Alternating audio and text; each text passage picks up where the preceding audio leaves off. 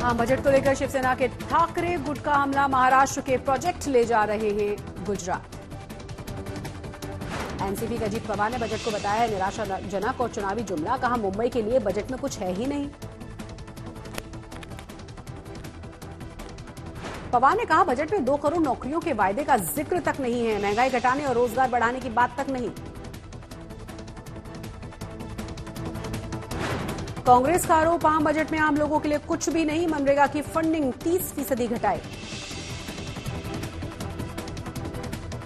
गौतम अडानी को लेकर कांग्रेस का वित्त मंत्री से सवाल। पृथ्वीराज चौहान बोले अब तक सरकार को देना चाहिए था जांच का आदेश। अडानी ग्रुप की बढ़ गई है मुश्किलें। सूत्रों के मुताबिक रिजर्व बैंक ऑफ इंडिया ने स्थानीय बैंकों से पैसे के लेन देन की मांगी है जानकारी। मुंबई में बीएमसी के बजट से पहले बीजेपी का ठाकरे गुट परिवार। बोले राम कदम अब कुछ भी अधिकारी उद्धव ठाकरे गुट के दलाल के रूप में काम कर रहे हैं। तनिषा मौत के मामले में एक्टर शीजान खान को बॉम्बे हाईकोर्ट से नहीं मिली है जमानत। हाईकोर्ट का पुलिस से सवाल, क्या सही ढंग से चल रही है जांच। तनिषा शर्मा को सुसाइड के लिए उकसाने का आरोप ही है एक्टर शीजान खान। शीजान के वकील ने कहा जांच के लिए शीजान की कस्टडी जरूरी नहीं। शीजान की कस्टडी को जरूरी बताते हुए पुलिस ने कहा सीसीटीवी में दिख रहा है तनिषा शर्मा उस दिन अच्छे मूड में पहुंची थी सेट पर, लेकिन शीजान के कमरे से निकलती हुई परेशान नजर आई थी। रिलेशनशिप में शीजान और तनिषा थे। एक टीवी सीरियल के साथ काम कर रहे थे। दोनों के ब्रेकअप के बाद सेट पर ही तनिषा ने सुसाइड कर लिया था। मुंबई में 5 फरवरी को होने जा रही हिंदू समाज की रैली के खिलाफ सुप्रीम कोर्ट में याचिका में रैली पर रोक लगाने की मांग करते हुए कहा कि इसमें दी जा सकती है हेट स्पीच।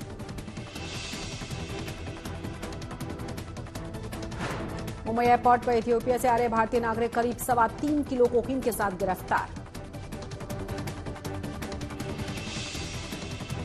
ठाणे में फिल्म पठान देखने के लिए आए पति पत्नी की पिटाई। पति अस्पताल में भर्ती।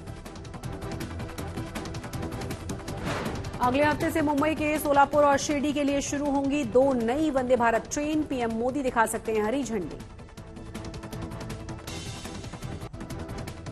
वेस्टर्न रेलवे ने मिशन जीवन रक्षक मुहिम के तहत बचाई 46 यात्रियों की जान। प्लेटफॉर्म पर होने वाले हादसों को रोकने के लिए रेलवे ने अलग से तैनात किए थे जवान। महाराष्ट्र में आए कोरोना के 14 नए मामले। अकेले पुणे सर्किल से 7 मामले सामने आए। जामनगर में पुलिस की अवैध शराब पर बड़ी कार्रवाई। 1 करोड़ 33 लाख की शराब पर चला बुलडोजर। 224 अंकों की बढ़त के साथ बंद हुआ सेंसेक्स। निफ्टी में मामूली सी गिरावट। डॉलर के मुकाबले 38 पैसे गिरा रुपया। 82 रुपए 18 पैसे पर पहुंचा।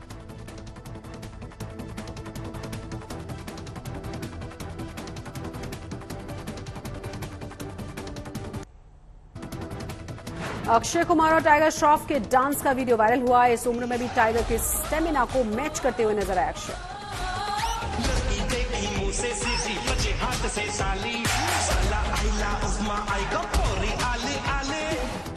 राजस्थान के जैसलमेर में शादी करेंगे सिद्धार्थ मल्होत्रा और कियारा आडवाणी। 4 से 6 जनवरी तक होंगी शादी की रस्में। शादी में आने वाले मेहमानों को डेजर्ट सफारी से लेकर राजस्थानी व्यंजनों का भी लुत्फ उठवाएंगे। फिल्म इंडस्ट्री से कियारा के को स्टार शाहिद कपूर के शादी में पहुंचने की चर्चाएं हैं। जैसलमेर में शादी में पहुंचेंगे परिवार और बेहद खास मित्र भी। बाद में दिल्ली में होगा और मुंबई में होगा रिसेप्शन।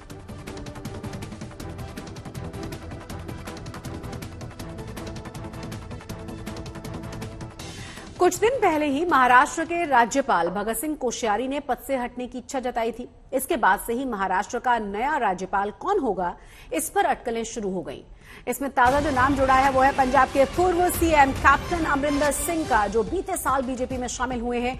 हालांकि उन्होंने कहा है कि उन्हें अपने राज्यपाल बनाए जाने की कोई जानकारी नहीं है, लेकिन पीएम उन्हें जो भी जानकारी देंगे, जिस भी जिम्मेदारी को सौंपेंगे, उसे वो निभाने के लिए तैयार हैं। तो भगत सिंह कोश्यारी का बयान आपको याद होगा, जिसमें उन्होंने कहा था कि अब जीवन के इस पड़ाव पर वो चाहते हैं पढ़ें लिखें और अपनी स्वेच्छा से वो इस पद पर बने नहीं रहना चाहते हैं। पद से हटने की इच्छा वो पहले ही जता चुके हैं। इसी बीच खबर आ रही है कि हो सकता है कि अमरिंदर सिंह को यह जिम्मेदारी सौंपी जाए।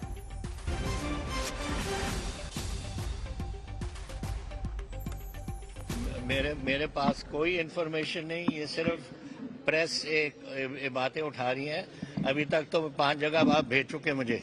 पहले तो हिमाचल भेज चुके हो, फिर पटना पुटना सब कहीं भेज दिया मुझे। आप बनना चाहेंगे राज्यपाल? मैंने कांग्रेस दी प्राइम मिनिस्टर को ये बहुत बड़ी स्पष्ट तरीके से कह दिया है कि मैं उनके जो वो चाहेंगे, जहाँ चाहेंगे, I am very happy to go and do it, जहाँ उनको है जी। वो कह रहे मंत्री बनना चाहते हैं कि गवर्नर? वो तो up to the prime minister. और चलिए बात करेंगे आम बजट की, क्योंकि महाराष्ट्र का विपक्ष बड़ा नाराज है। विपक्ष का बहुत साफ कहना है कि महाराष्ट्र और मुंबई के लिए इस बजट में कुछ भी नहीं दिया गया और केंद्र सरकार महाराष्ट्र का हक बार बार गुजरात को दे रही है।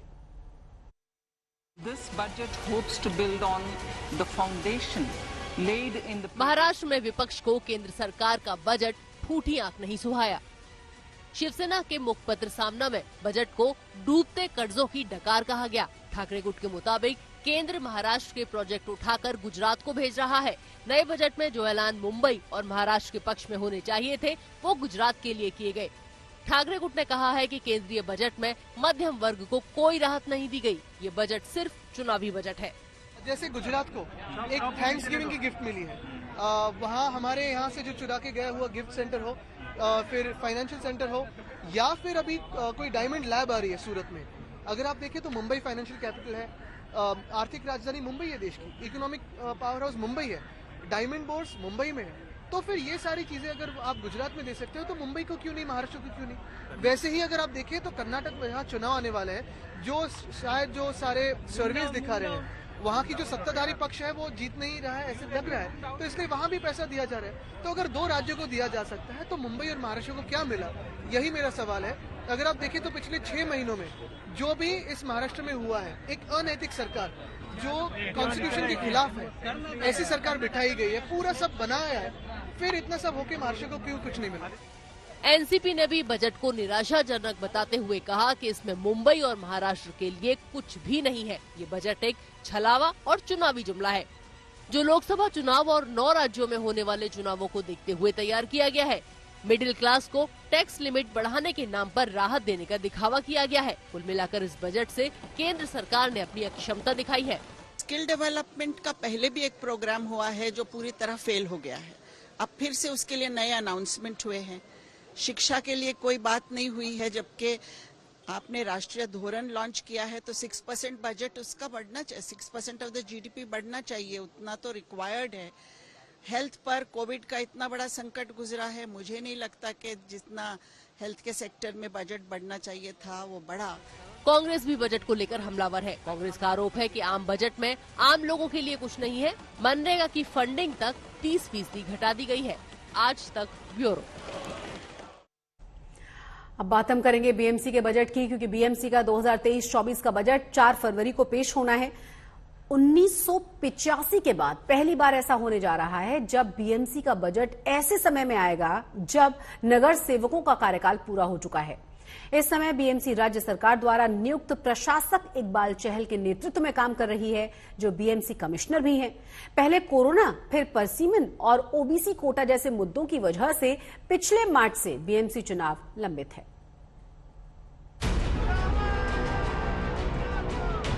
बीएमसी के आने वाले बजट को लेकर बीजेपी ने ठाकरे गुट को घेरना शुरू कर दिया है। दरअसल पिछले बजट का बीएमसी पर काबिज शिवसेना ने दिसंबर तक 37% ही खर्च किया। बीएमसी का पिछले साल पेश हुआ बजट 22,000 करोड़ रुपए से ज्यादा का था, जिसमें से खर्च करीब 8300 करोड़ रुपए ही हुए। हालांकि बजट की ये राशि खर्च करने की अवधि मार्च 2023 तक है। इस खुलासे को लेकर बीजेपी नेता राम कदम ने ठाकरे गुट पर हमला बोला और ट्वीट कर पूछा, बीएमसी के बजट से केवल 37% ही खर्च किए हैं, अब भी 63% खर्च करना बाकी है, क्या है सच? बीएमसी में अब भी कुछ अधिकारी उद्धव ठाकरे गुट के दलाल के रूप में काम कर रहे हैं। ये सोचा समझा षड्यंत्र है या लापरवाही? जिम्मेदार अफसरों पर कार्रवाई जरूर होगी। बीएमसी ने मुंबई के लिए इस साल बड़े इंफ्रास्ट्रक्चर प्रोजेक्ट की योजना बनाई है। कोस्टल रोड प्रोजेक्ट का काम 70% पूरा हो चुका है। इसकी डेडलाइन नवंबर 2023 है। हाल ही में मुंबई की सड़कों को कंक्रीट का बनाने के लिए 6000 करोड़ रुपए का वर्क ऑर्डर भी जारी हुआ है। ठाकरे गुट इसमें लगातार भ्रष्टाचार के आरोप लगा रहा है। कांग्रेस का भी आरोप है कि बीएमसी कॉन्ट्रॅक्टरों के कार्टेल को ठेके दे रही है। बीएमसीने जाहीर केलं की आम्ही ॲट पार युनिलॅटरली हे कॉन्ट्रॅक्ट देत आहोत। याचा अर्थ काय होतो, जो बीएमसीने एस्टिमेट काढलेला त्याच दराला युनिलॅटरली म्हणजे निगोसिएशनला हे कोणी कॉन्ट्रॅक्टर आले नाहीत। 5 कॉन्ट्रॅक्टर आहेत, 5 कॉन्ट्रॅक्टरला 2दा बोलवलं गेलं तरी निगोसिएशनला आले नाहीत आणि मग युनिलॅटरली हे कॉन्ट्रॅक्ट दिले गेलेले। ह्याच्यात आमचा पहिला विजय झालेला आहे। म्हणजे मी जे बोलत होतो ते खरं होतं आणि साधारणपणे मुंबईकरांचे आपण 450 कोटी हे वाचवू शकलेलो आहे। बीएमसी ने बयान जारी कर आदित्य ठाकरे के आरोपों को गलत बताया है। बीएमसी चुनाव पिछले साल मार्च से लंबित है। 7 मार्च 2022 से नगर सेवकों का कार्यकाल खत्म हो चुका है और कमिश्नर IAS चहल प्रशासक के रूप में काम कर रहे हैं। वही बीएमसी का बजट पेश करेंगे। बीएमसी के इतिहास में ये दूसरी बार हो रहा है। एस्टैब्लिशमेंट कॉस्ट और ऑनगोइंग प्रोजेक्ट इस दौर पे पेश किया जाए।